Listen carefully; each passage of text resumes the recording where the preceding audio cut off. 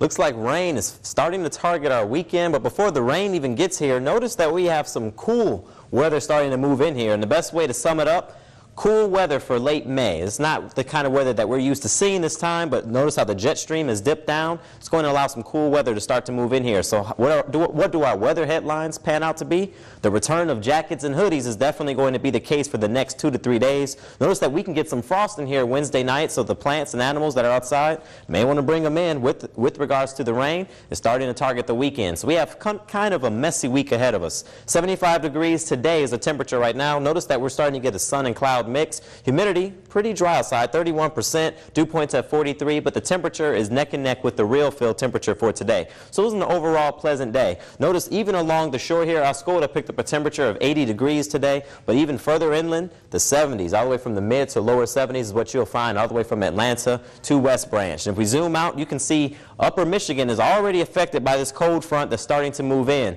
The storms were fired up yesterday because of the first round. This is the second round of the cold front that's really starting to cool the temperatures down, and eventually everybody across the entire state is going to be pretty cool. That's signified by this westerly flow of wind that's starting to move through the area. Best way to wrap it up, notice how we had some cooler temperatures today, and that's why it wasn't nearly as warm as it was yesterday with the humidity and the high temperatures near the 80s, but chilly weather is what we're going to expect for tomorrow. If we put this into a forecast scenario, you can actually see this trough start to dip down. That's what's going to allow the cool air to pull in here, and that's going to make us pretty cold. Now we get a weak high pressure system to move in with this. That's going to make us clear, so at least the sunshine will stick around, but then the clouds will start to move in, and then we start to get some rain that will start to move up. There's a low pressure system that's moving from the south to the north, and that's what's going to make us get a little bit more cloud cover as well as some humidity and some showers in here. But that'll be for the weekend scenario. So for our forecast tonight, looks like it's going to be 52 degrees, mostly clear, then increasing clouds late. Winds will be from the west at this point, but they'll be light.